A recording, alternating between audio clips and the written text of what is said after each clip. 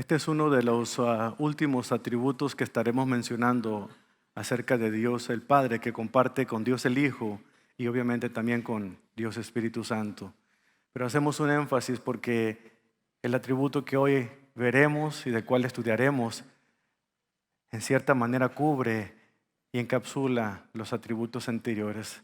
Nos muestra la razón por la cual nosotros vemos esa grandeza de nuestro Dios, al poder contemplar su gloria, al poder experimentar su santidad comparada con la nuestra, que somos realmente todo lo contrario a la santidad. Pero al entender que es por amor que nosotros seguimos siendo objeto de la gracia de Dios, realmente este mensaje es un mensaje que todos necesitamos escuchar. La gracia. ¿Cuántos de ustedes han escuchado la palabra gracia anteriormente? La mayoría. Acabamos de cantar acerca de la gracia. Escuchamos predicaciones acerca de la gracia. Hablamos con otros acerca de la gracia. Le damos gracias a Dios por los alimentos. Apreciamos que haya personas con mucha gracia.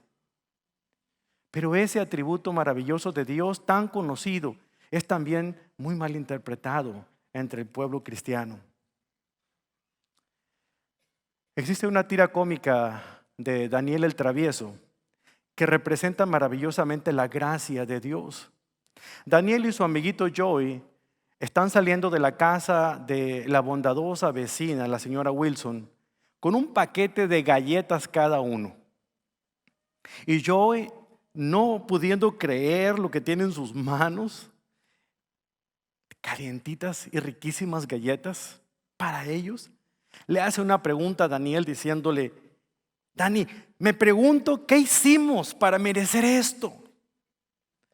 Y Daniel le explica como solamente un niño puede hacerlo.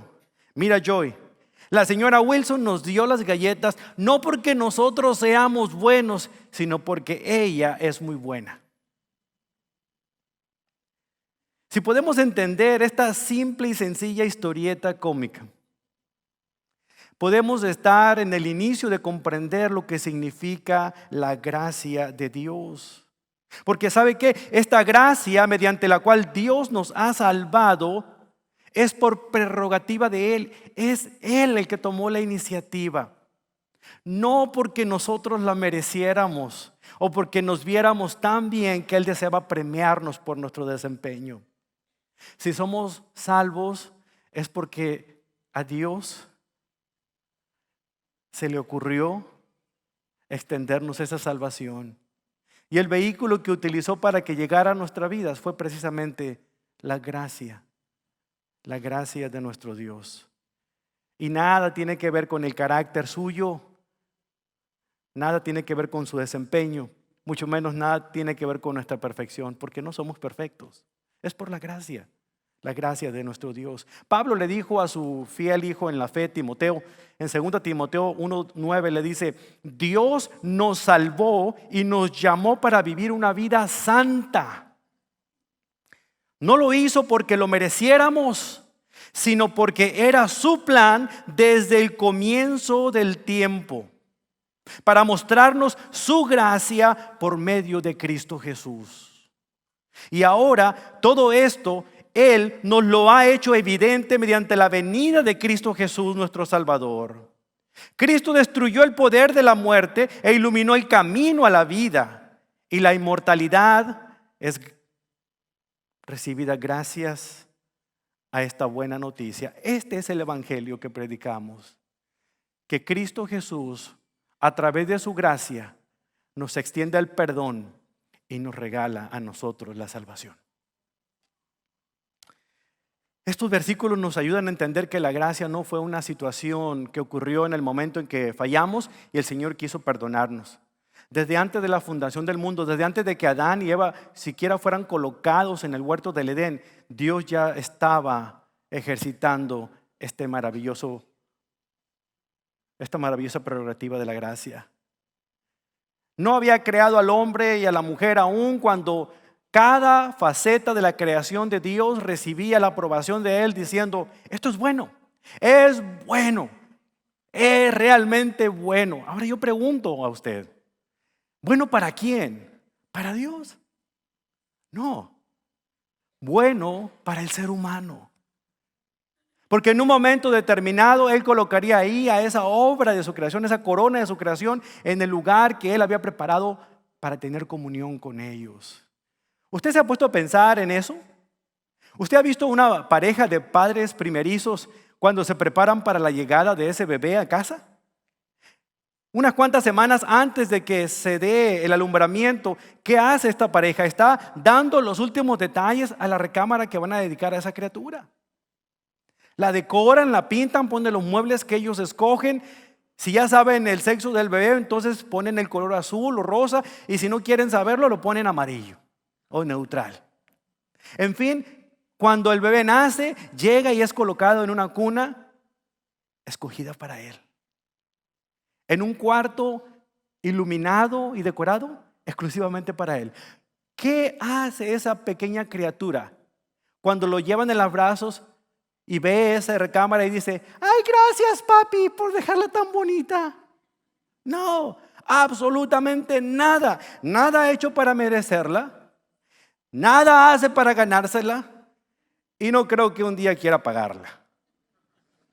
Usted dígame que ya crecieron sus chamacos. No, ser humano no había hecho absolutamente nada para merecer esa hermosura que Dios había diseñado para ellos en el huerto del Edén. Pero fue ahí en ese momento que mostró su gracia. ¿Se da cuenta cómo la gracia no nace con Jesucristo? Porque Jesucristo realmente siempre ha existido, la gracia siempre ha existido, desde antes de la fundación del ser humano. Aunque no merezcamos la salvación, Dios nos la ofrece como un regalo. Usted no tiene que trabajar para ganarla, como tampoco usted se la merece, y mucho menos podrá pagarla.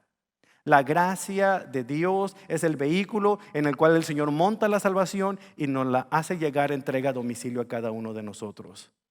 Por eso la idea central de este mensaje es esta: la gracia no está reservada para las personas buenas. La gracia destaca la bondad de nuestro Dios.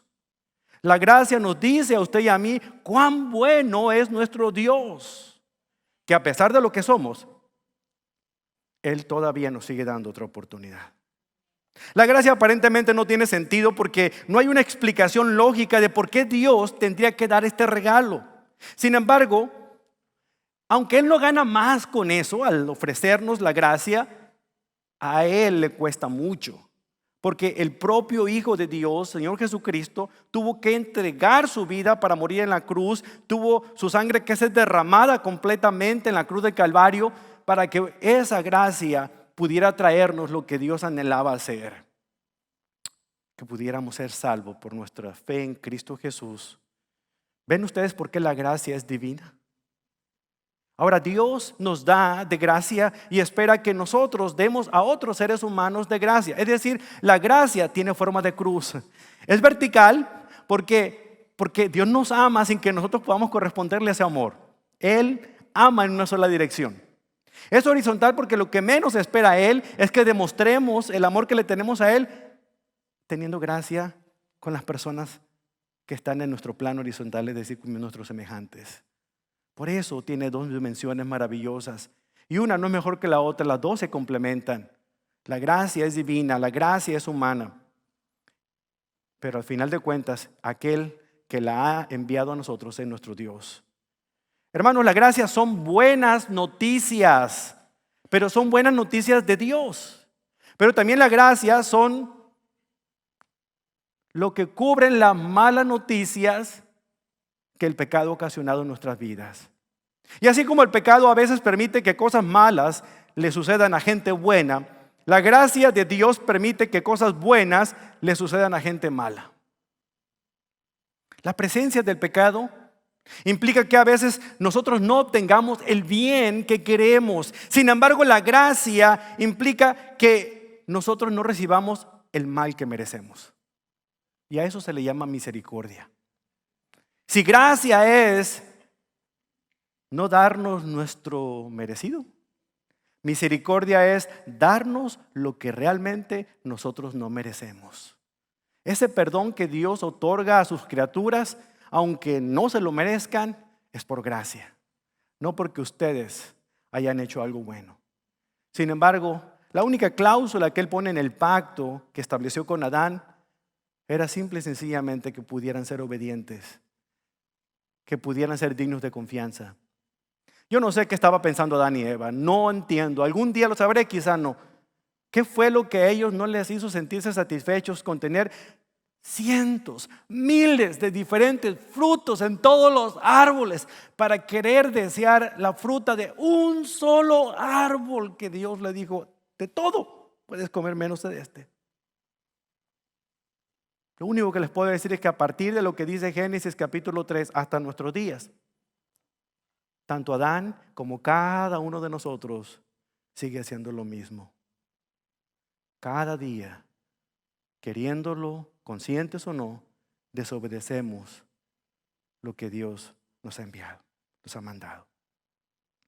En este mensaje vamos a hablar de tres cosas. Una, la definición bíblica de la gracia. En segundo lugar, vamos a ver la proclamación bíblica de la gracia. Y en último lugar, vamos a ver un ejemplo bíblico de la gracia. Así es que vamos a tener dos pasajes de la Biblia abiertos. Una es Romanos capítulo 5 y el otro es segundo de Samuel capítulo 9.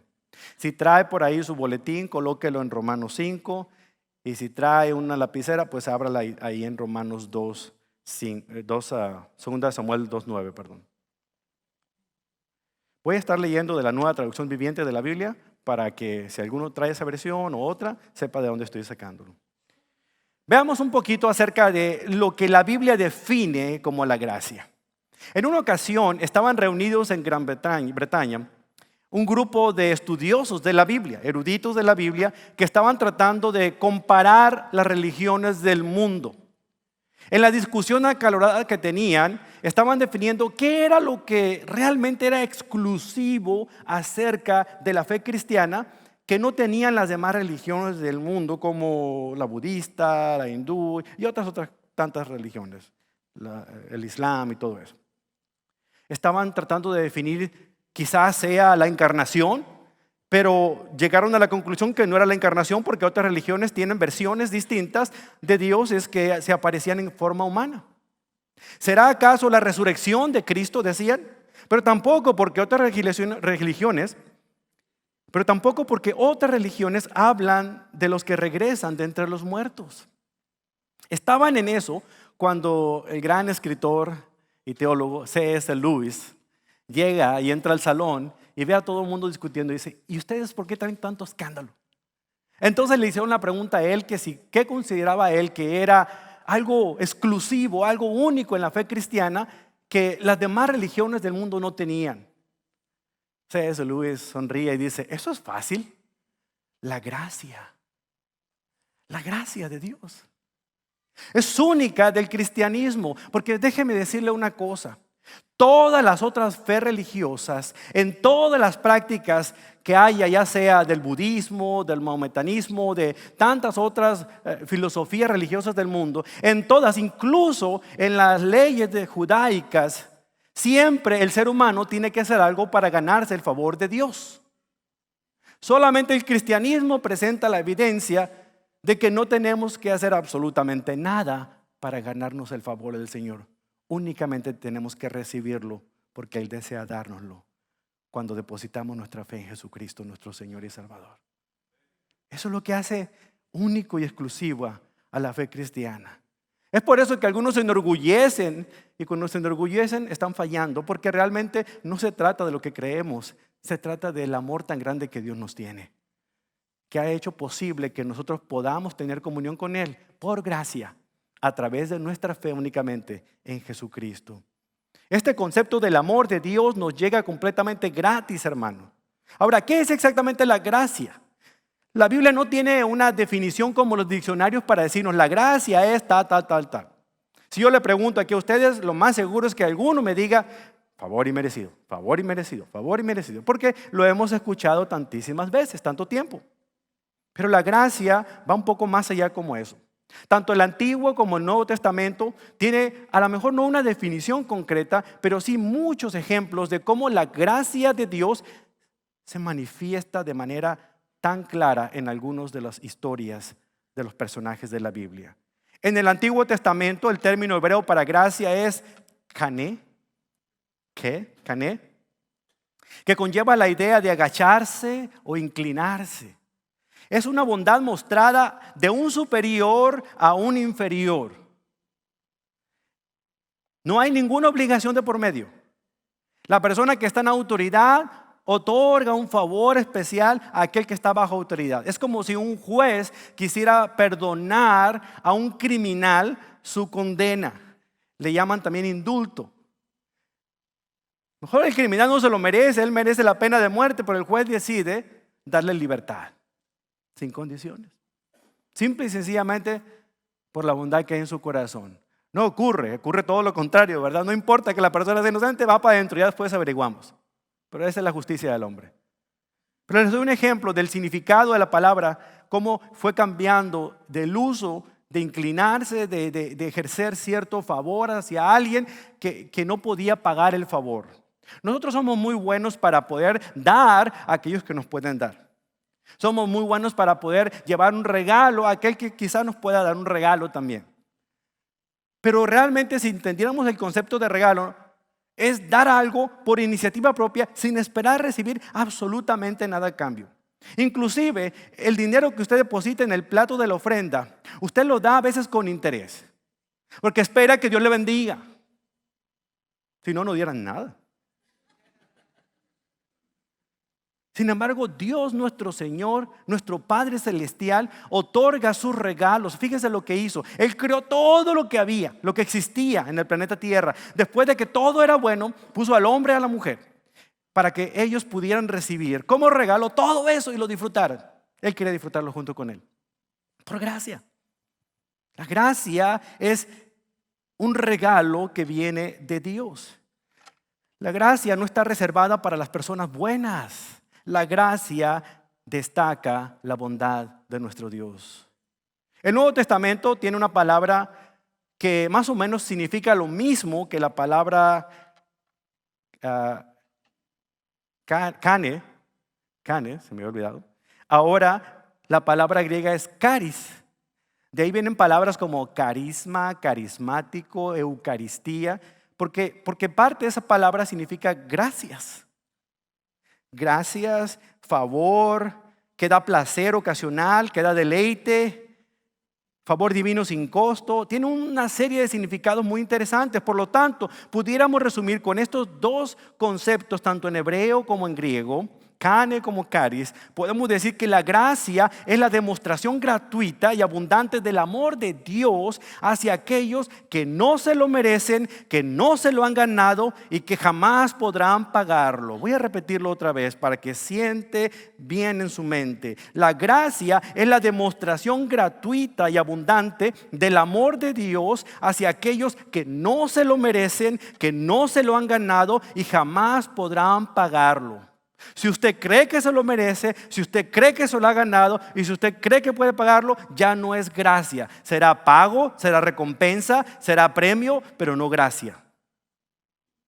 Para que cumpla la condición de la gracia, es que usted y yo nos debemos sentir indignos, inmerecedores y completamente en bancarrota para poder siquiera pensar en retribuir a ese maravilloso regalo de Dios.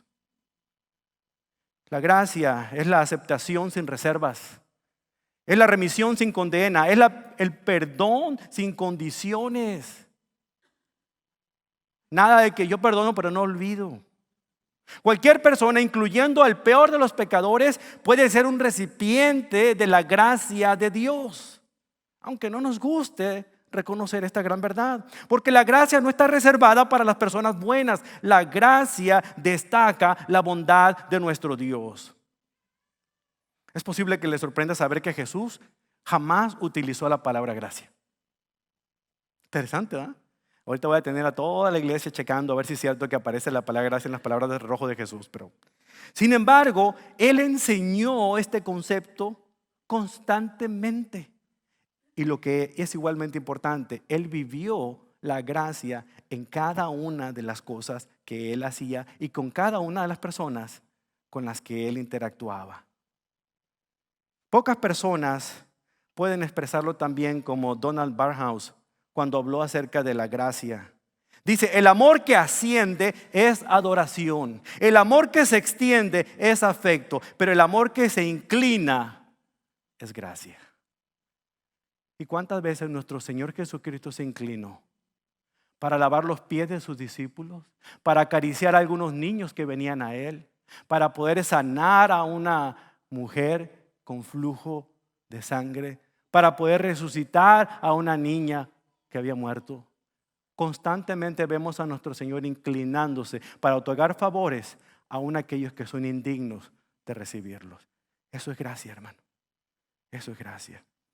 A.W. Tozer presenta una de las definiciones más claras que representa los pasajes bíblicos, porque él dice, la gracia es la buena voluntad de Dios que lo inclina a otorgar los beneficios a aquellos que no se lo merecen. ¿Se dan cuenta? ¿Acaso no fue eso lo que Jesús hizo? Esta definición de Tozer nos ayuda a tirar por la borda aquel concepto vago de que algunos de ustedes dicen por ahí o han creído toda la vida.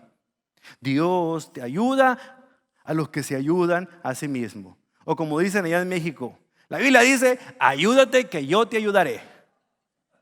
Yo no sé, pero llevo más de 20 años en el Evangelio y no he encontrado ese pasaje bíblico.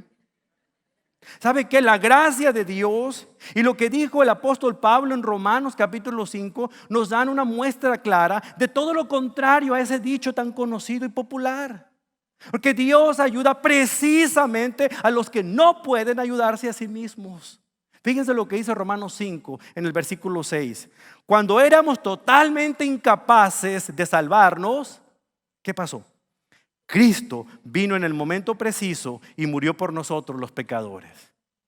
Luego el versículo 8 dice, cuando todavía éramos pecadores, Dios mostró el gran amor que nos tiene al enviar a Cristo a morir por nosotros.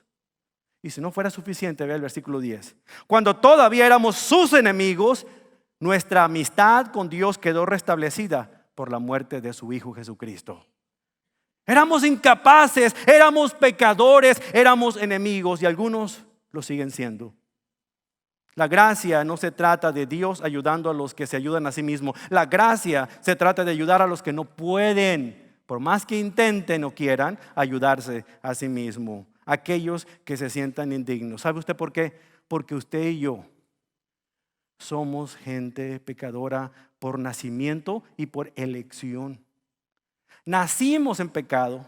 El salmista David lo dijo en el Salmo 51. En pecado me concibió mi madre. Y atribuye algo que voy a leer ahorita que Pablo dijo también. Porque realmente desde el momento en que nacemos en este mundo, nacemos en pecado original. Pero también a medida que vamos creciendo, optamos por seguir pecando porque vemos arrastrados por esa propia naturaleza pecaminosa que tengamos. Me han oído decir que si la depravación fuera de color azul, todos estaríamos azules por todos lados. Nos pareciéramos a Don Pitufo y algunas a Pitufina. No habría nada en nosotros que no fuera de otro color, porque todo en nuestro ser es depravación. Aún ese bebé que trae en brazos, esa bolita de carne tan preciosa que es un depravado o depravada. Con el perdón de ustedes los padres primerizos. La depravación está dentro de ese ser. Ustedes créanmelo y si no, compruébenlo. No se va a sentar un día con ese niño o esa niña a decirle, ok, hijito, hijita, ahora te voy a enseñar a cómo tú vas a desobedecerme. Mira, cuando me quieras desobedecer, no, solita lo va a aprender. Porque está dentro de ellos. Es parte de la naturaleza pecaminosa en la cual todos hemos llegado. Pablo lo dice claramente en Romanos 5, versículo 12. Cuando Adán pecó, el pecado entró en el mundo. El pecado de Adán introdujo la muerte, de modo que la muerte se extendió a todos porque todos pecaron. ¿Cómo es posible que se nos eche una culpa que no nos corresponde? ¿Cómo es posible que nosotros tengamos que pagar los platos rotos por lo que hizo el condenado de Adán? Que el Señor lo castigue a él, pero que nos deje en paz a nosotros. Algunos piensan de esa manera. Pero, ¿qué significa esto que Pablo acaba de decir? Muchos piensan que no es justo que Dios nos condene por esos pecados de Adán o el pecado de Adán. Sin embargo, fíjense muy bien, cada día uno de nosotros peca. Y el que esté libre de pecado, que agarre el primer tomate. que las piedras duelen mucho. Tenemos una naturaleza pecaminosa. Estamos igual de propensos que Adán estaba de cometer el mismo pecado o peores. Pablo lo dice en 2 Corintios, dice, el que crea que está firme, mire que no caiga, porque miren, si no fuera por la restricción del Espíritu Santo en la vida suya y en la mía, nosotros fuéramos capaces de hacer las más bajas situaciones de la vida. Tenemos el potencial para hacer lo peor. Es por eso que a veces nos sorprende de que un pastor haga lo que hace, abusando sexualmente de un niño o una niña. Es por eso que nos sorprende de que fulano de tal deje a su marido por irse detrás del jefe en la oficina. Pero ¿saben qué? Todos estamos propensos a eso. No porque la persona sea cristiano, sea un pastor, o sea un líder, o sea un diácono, o sea lo que sea. Todos somos pecadores, tenemos naturaleza pecaminosa y es por la gracia y la misericordia del Señor que nosotros estamos siendo restringidos por el Espíritu Santo. Es por eso que todos los días debemos encomendarnos a que Él nos controle, que Él nos llene para no hacer lo que nuestra naturaleza pecaminosa quiere hacer. El día en que nosotros conocimos a Jesús como nuestro Señor, lo reconocimos, confiamos en Él, ese día se nos dio una naturaleza nueva, la naturaleza espiritual. Pero no significa que la otra se fue por la ventana, se quedó ahí, se adormeció, se mortifica, pero está latente, esperando el momento en el cual asome su cabezota. Usted todos los días tiene una decisión, camina por el Espíritu o camina en la carne, todos los días. Así como Adán tenía la oportunidad de obedecer a Dios o desobedecer a Dios, y iba muy bien hasta el momento en el cual le hizo caso. No, yo no dije a la mujer, usted lo dijo. Le hizo caso a la influencia de Satanás y no asumió su responsabilidad. Y Dios tuvo gracia porque le dio una segunda oportunidad. Aún sabiendo lo que había hecho, el Señor llega en la tarde y le dice, Adán, ¿dónde estás? Dios sabía dónde estaba. Adán era el que no sabía dónde estaba ya, porque hasta perdió ya el concepto mismo de lo que era el discernimiento por el pecado. El pecado avergüenza, el pecado trae mal discernimiento. El pecado, ¿sabe qué hace? Culpa. Sí, no solamente se siente culpable, sino que busca a quién echarle la culpa. Y desde Génesis 3 a nuestros días, así como Adán optó por culpar a Dios cuando dijo, la mujer que tú me diste, nosotros hacemos totalmente lo mismo, culpamos a Dios por todo. Hemos cambiado la mujer que tú me diste por yo te pedí que me sanaras y no me sanaste. Yo te pedí que me sanaras a mi hijo y no lo sanaste. Yo te pedí que me diera trabajo y no me lo diste. Y culpamos a Dios por las cosas que no salen como nosotros queramos. Esa es la condenación del pecado que entró por un solo hombre, como Pablo dice. Y de él pasó a todos los seres humanos, incluyéndolos a usted y a mí. ¿No lo cree? Vea un letrero que diga no tocar, pintura fresca, y vea todas las manos que están ahí puestas. No pisar el césped, y vea todas las pisadas ahí, las rodadas de bicicleta. Y mi esposa se va a reír cuando diga esta. No excede el límite de velocidad. Se está riendo, porque justo hoy me pasó. ¿Y sabe lo más maravilloso? El policía tuvo gracia,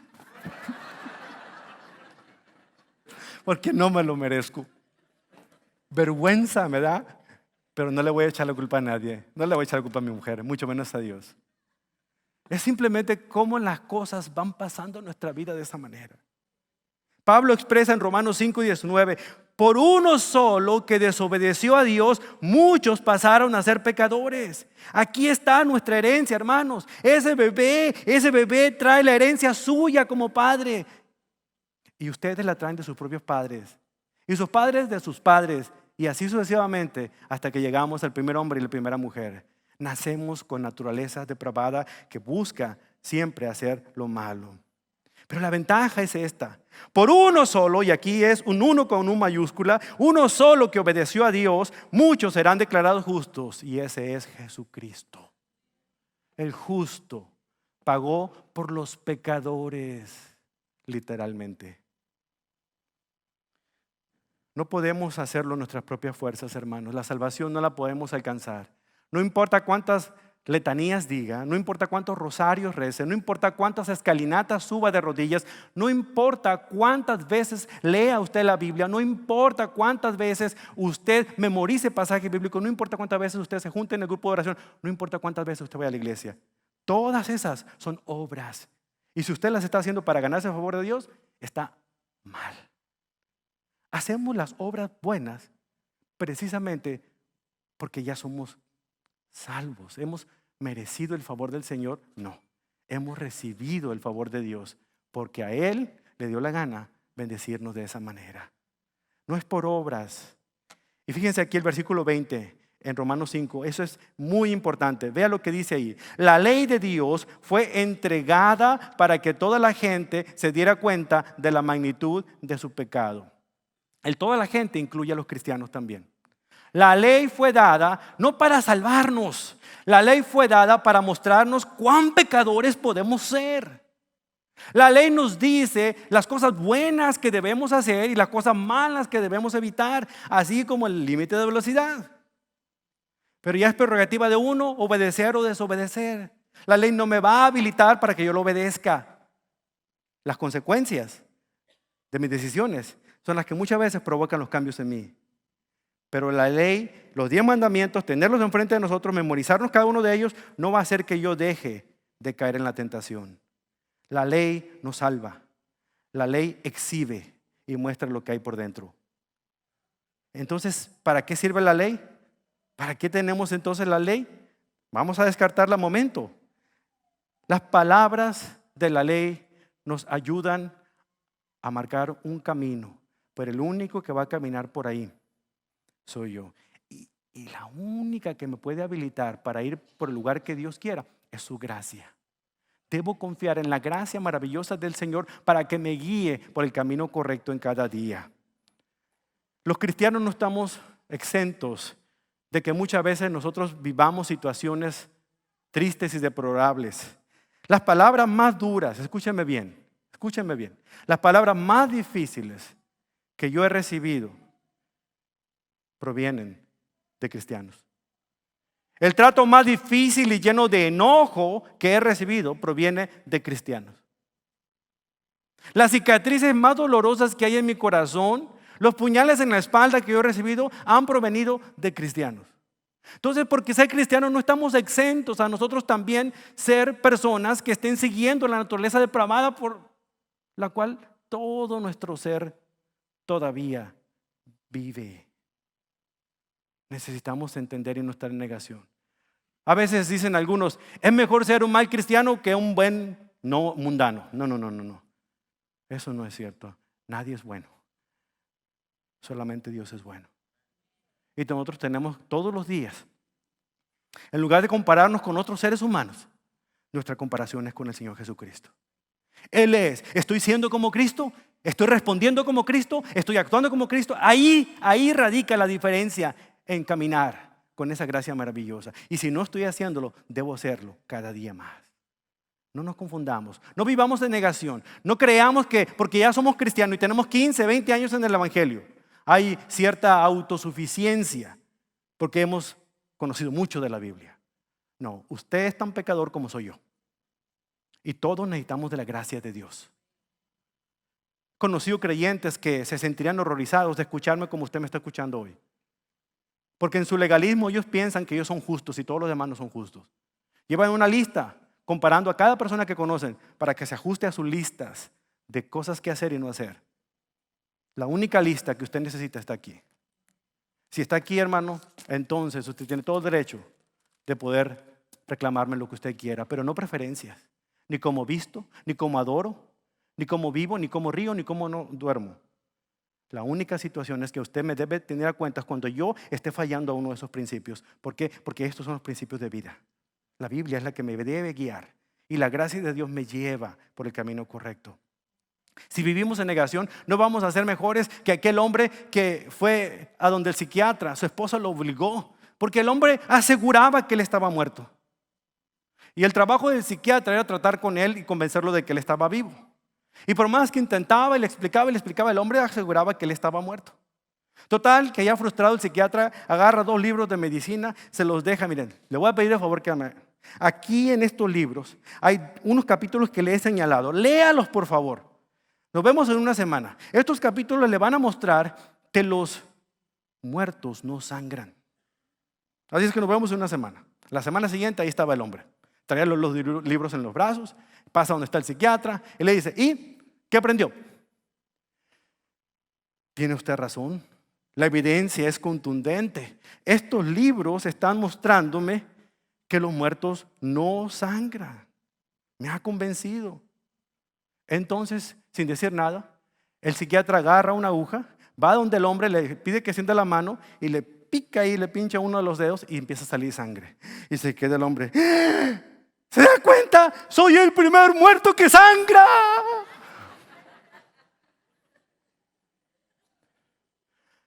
Así hay muchos cristianos que creen que por lo que han hecho en la vida, que por lo que sirven en la congregación, ellos están exentos de ser necesitados de la gracia de Dios.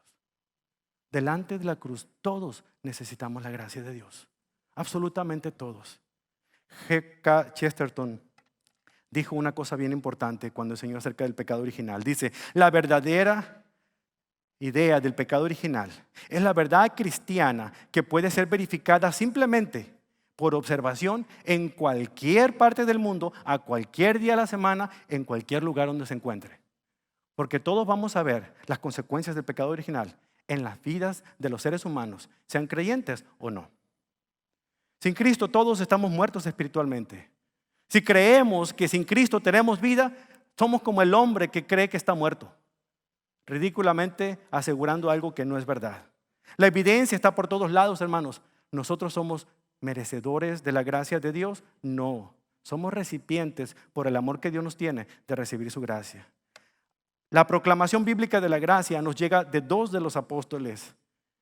Uno de ellos, el apóstol Juan, y el otro, el apóstol Pablo.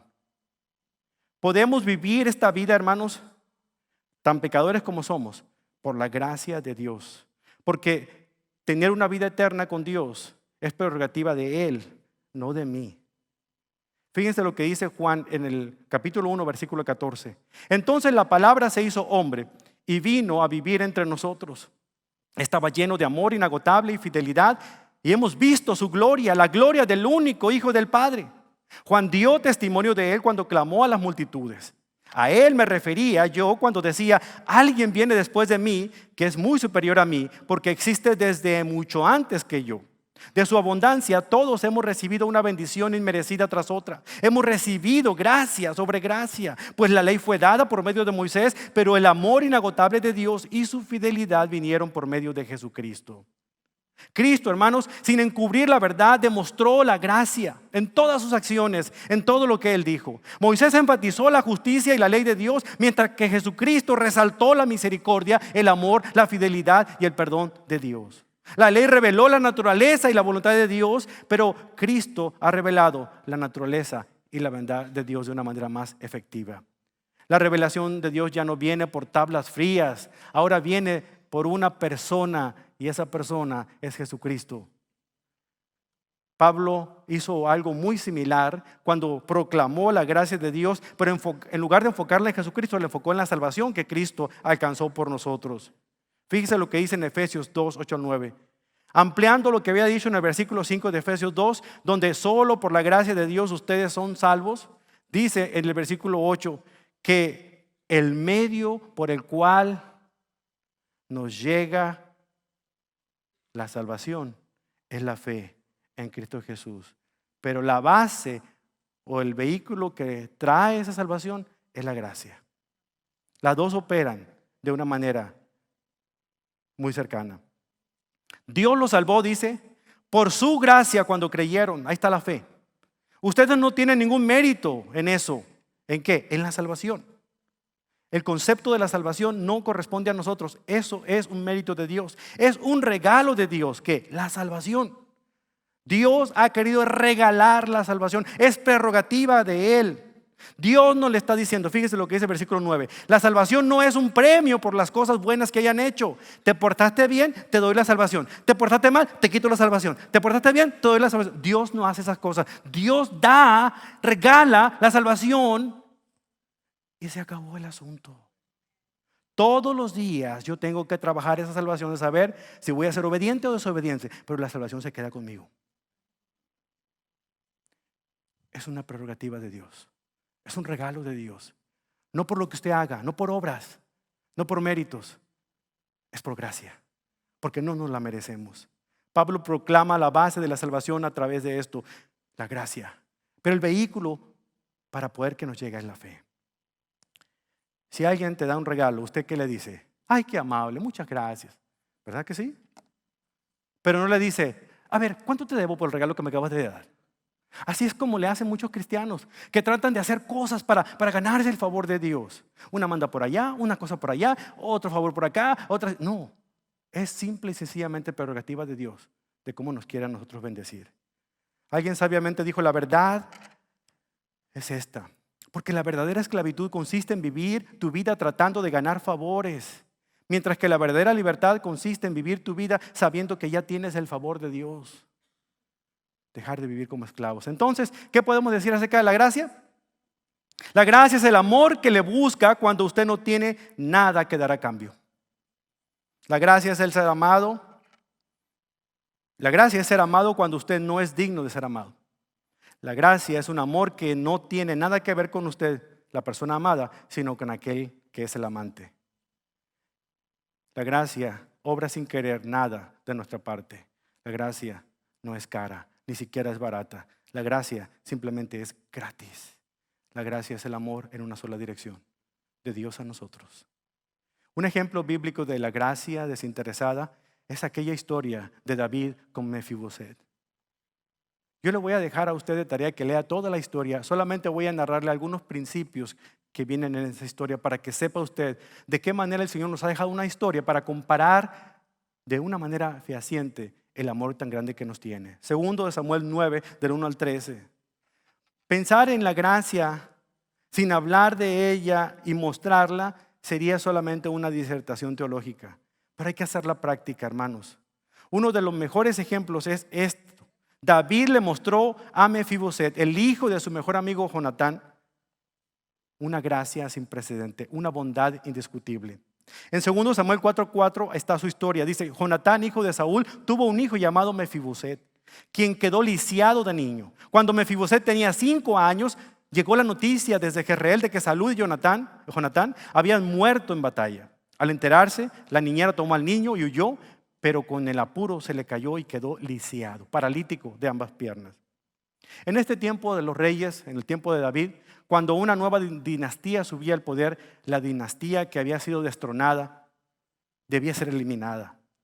No debía el nuevo rey dejar absolutamente ningún rezago de alguien de la otra dinastía, algún familiar, para que nadie reclamara el trono después y levantara una insurrección en contra del nuevo rey. Qué curioso, David no hizo nada con la familia de Saúl. Sin embargo, cuando Saúl y su hijo Jonatán murieron en batalla y supieron en la casa de Saúl, en el palacio, de que el rey había muerto, huyeron como las ratas cuando el barco se está hundiendo. No supieron nada más. Entre ellos había un descendiente directo de la línea de Saúl, hijo precisamente de Jonatán, quizá heredero al trono, y la niñera que lo cuidaba. A los 5 años de edad corre, despavorida. Corre como puede hacia un lugar por medio de un terreno rocoso y se le cae el muchacho. A lo mejor lo llevaba 5 años, yo no creo que lo cargue, a lo mejor lo llevaba arrastrando y el niño va, como lo lleva usted a veces cuando, muchacho, no te vayas por la calle porque te va a atropellar un carro. Y en esa estaba que el niño se le cae y se le rompen las 2 piernas y queda paralítico de por vida. Pero queda escondido. No se vuelve a saber nada más de él hasta que capítulo más adelante, cuando llega el capítulo 9, vemos nuevamente ya a Mefiboset de adulto que aparece. Porque en esa ocasión David ya estaba en el trono, había hecho muchas cosas impresionantes para el reino, había crecido, se había multiplicado la riqueza del reino. Como dice un historiador bíblico, en cada olla de las familias judías había un pollo y en cada viñedo había una uva. Había prosperidad. La gente respetaba a David. Nunca había estado mejor el reino que en ese tiempo. ¿Y sabe usted lo que sucedió en ese momento? Al contemplar la provisión de Dios, se pone a pensar, lleno de agradecimiento, porque es lo que produce cuando somos agradecidos, una manera de extender bondad, de extender gracia. Y hace una pregunta, primero para sí mismo, pero luego a uno de sus sirvientes y dice, ¿habrá alguien en la casa de Saúl a quien yo pueda extender bondad? Y la palabra hebrea es kesed. ¿Habrá alguien a quien yo pueda extender gracia? Porque como rey sabía lo que debía hacer, pero no lo hizo. Podía eliminarlos, pero quiso mostrarles bondad. Entonces manda a llamar a uno de los criados, uno llamado Siba, y le pregunta a él: ¿hay alguien en la casa de Saúl a quien yo pueda hacer bondad? Y él había sido uno de los sirvientes en la casa de Saúl. Le dijo: sí, hay alguien, el hijo de Jonatán, nieto del rey Saúl. Pero tú no quieres nada con él, porque está lisiado. ¿Sabe usted cuál fue la respuesta de David? ¿Y cómo le pasó eso? ¿Y tan mal está el muchacho? ¿Saben qué fue la respuesta de él? ¿Dónde está? La gracia busca. David mandó buscar a Mefiboset donde se encontraba, en un lugar llamado Lodebar, que significa tierra árida, donde no crece nada, el lugar de nada. En la casa de un hombre cuyo nombre significa vendedor, vendido. En ese lugar, ahí estaba el niño, ahí está el joven recluido. Imagínese usted, pobre Mefiboset, cuando ve venir la polvadera que viene enfrente de la casa, cuando vienen los soldados del nuevo rey, ¿qué es lo primero que puede pensar él? Hasta aquí llegué, ya vienen por mí. Y luego trata de esconderse, cerrando ahí las cortinas, y de repente: Mefiboset, Mefiboset, sabemos que estás ahí. Miedo, temor, terror. Abrió la puerta y el rey te busca. Sin decir nada, agarró sus muletitas, se lo llevaron hasta el palacio, y cuando estuvo ante la presencia del rey David, lo único que él hizo fue, a como pudo, tirarse al suelo, postrarse y poner la cabeza, porque sabía lo que venía, su muerte. Pero me encanta la manera como David habla con él, porque no solamente la gracia busca, hermanos, la gracia también salva. Le dice en el versículo 6: saludos, Mefiboset. Mefiboset respondió: yo soy su siervo. Luego le dice David: no tengas miedo. Mi intención es mostrarte mi bondad, por lo que le prometí a tu padre Jonatán. Eso es gracia. Él esperaba la muerte y él estaba dando bondad. La gracia no solamente salva, la gracia también restaura. Te daré, dice, todas las provisiones, las propiedades que pertenecían a tu abuelo Saúl, y comerás aquí conmigo a la mesa del rey. La gracia busca, la gracia salva, la gracia restaura, la gracia exalta. Mefiboset sabía que él no merecía absolutamente nada de eso. Mandó llamar a su criado Siba y le dijo: a partir de este momento, tú vas a ser el sirviente de Mefiboset y te vas a encargar de que sus tierras sean trabajadas y que a él no le falta nada. Él ahora es adoptado como uno de mis hijos y comerá a la mesa del rey. Finalmente la gracia sostiene. Tú y tus hijos y tus siervos cultivarán la tierra para él, para que produzca alimento para la casa de tu amo. Pero Mefiboset, tu nieto, el nieto de tu amo, comerá aquí conmigo, a mi mesa. Siba tenía 15 hijos y 20 siervos, y todos se volvieron esclavos de Mefiboset, cuando el único que era esclavo era Mefiboset. A partir de ese entonces, todos los miembros de la familia real se sentaban alrededor de la mesa. Y cuando estaban listos para comer, David hacía una señal de que todavía no sirvieran la cena. Y los hermanos, los hijos de David, se miraban unos a otros y decían: pero si ya estamos todos. Pero había un lugar vacío. En eso, a distancia, se escuchan el ruido de unas muletas.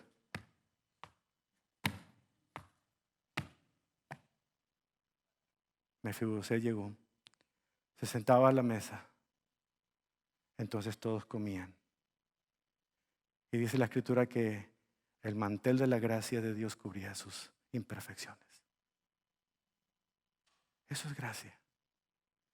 Esa es la gracia a la cual usted y yo podemos hacernos merecedores si hemos confiado en Jesucristo. Un día nosotros estaremos en la banquete de la boda del Cordero. Ese día vamos a estar sentados en la mesa con Moisés, con Abraham, con Jacob y con miles y miles de otros santos del Antiguo y Nuevo Testamento. ¿Quiénes somos nosotros para sentarnos en la mesa de la boda del Cordero? Todo porque gracias a la gracia de Jesús, usted y yo tenemos un lugar en la mesa del Rey. En el pasado Mefiboset había disfrutado del compañerismo del padre. Lo mismo sucedió con Adán, pero perdió ese compañerismo. Cuando ocurrió la tragedia, apareció el temor y Mefiboset sufrió una caída que lo dejó inválido. El primer hombre, al fallar, quedó inválido de por vida. El rey David, por amor incondicional que tenía hacia su gran amigo Jonatán, buscó a quien poderle demostrar su gracia. De igual manera, Dios el Padre, por amor incondicional que tiene a Jesucristo, su propio Hijo, busca a quien mostrarle su gracia. Mefiboset, en su condición de lisiado, no tenía nada propio que ofrecer a cambio y era indigno de merecer el favor del rey. Lo único que podía hacer era humildemente aceptar lo que le diera el rey. Nosotros no tenemos nada que ofrecerle al rey.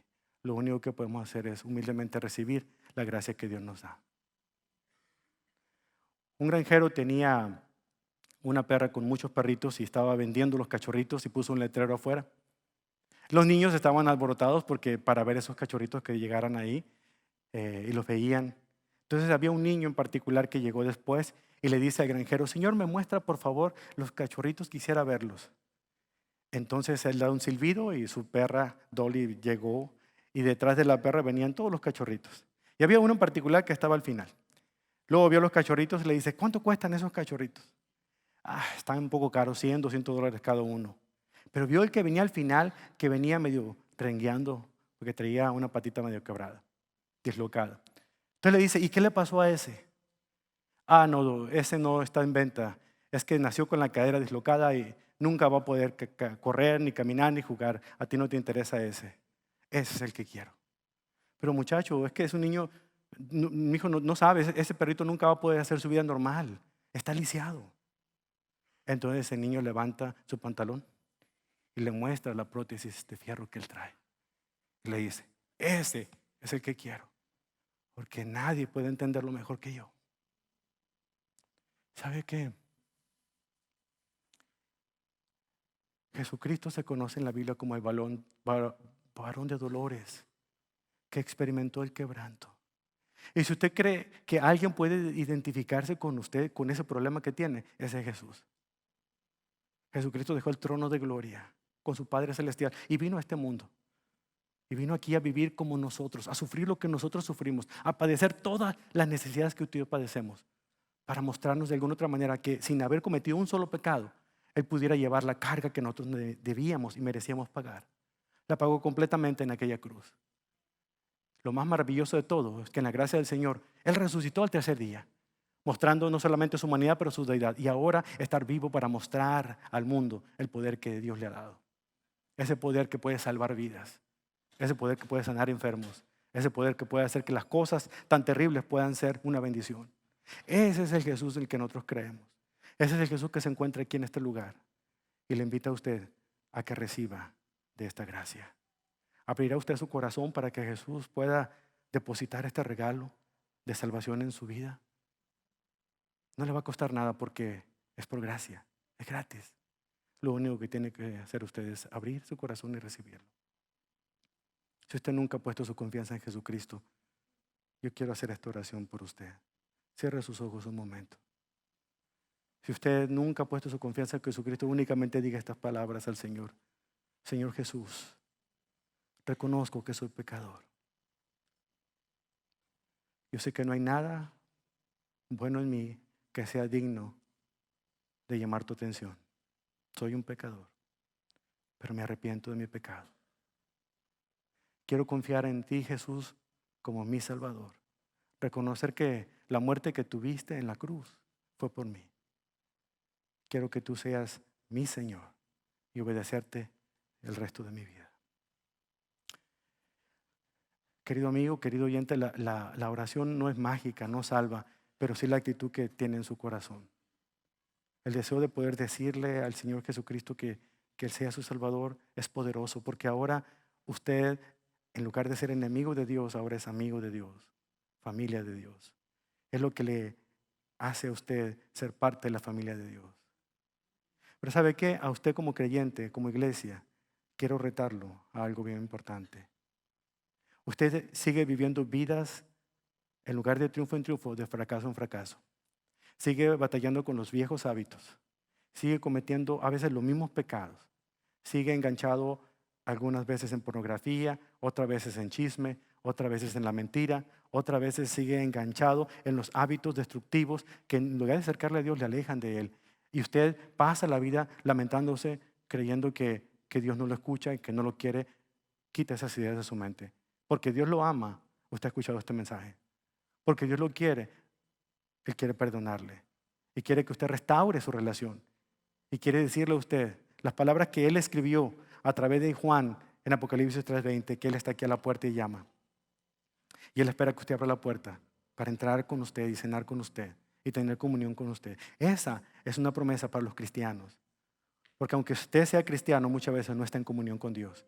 Usted no pierde la salvación, pero sí pierde esa comunión con Dios. Y Dios quiere restaurar esa relación este día. ¿Está usted dispuesto a restaurar su relación con el Señor? Cierre sus ojos y dígale al Señor, con sus propias palabras, la manera de hacerlo. Padre bendito, perdónenos, Señor, por romper la comunión con usted al ser desobedientes.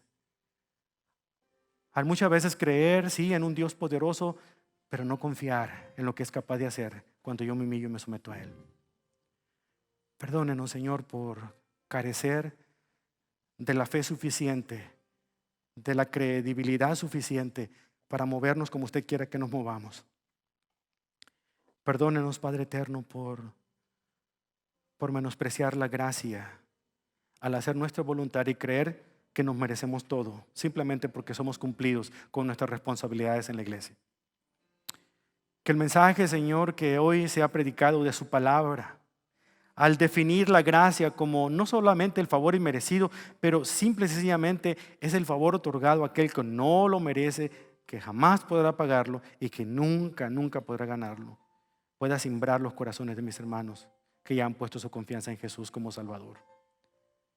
Pero que también descubran, Señor, que esa proclamación que hacen la Biblia acerca de que Cristo Jesús vino a restaurar lo que se había perdido, pero a hacer que vivamos vida en abundancia, sea una realidad en nuestras vidas también, al poder ser personas, instrumentos suyos, que seamos productivos en la obra que usted nos ha plantado. Porque usted nos ha salvado por gracia, pero no para ir al cielo únicamente, sino para hacer las obras buenas que usted ha dispuesto para que nosotros hagamos, no para ganarnos el favor, sino precisamente porque ya lo tenemos, para poder, Señor, traer a otros a los pies de Cristo.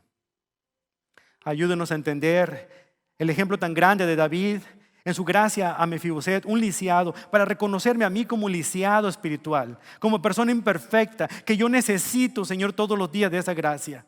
Y que usted, Señor, muestre una gracia que busca, una gracia que salva, una gracia que restaura, una gracia que exalta, una gracia que sostiene. Y yo necesitaba en este día saber que ese Dios de gracia es el Dios en quien yo he creído. El Dios que tiene y sostiene esta iglesia. Y en sus manos nos encomendamos, porque es el único lugar donde podemos sentirnos seguros, Padre eterno, por su gracia, a través de la fe y únicamente en Jesucristo, nuestro Señor y Salvador, es en quien oramos. Y el pueblo de Dios dice, amén. Den un aplauso fuerte a nuestro Dios, hermano.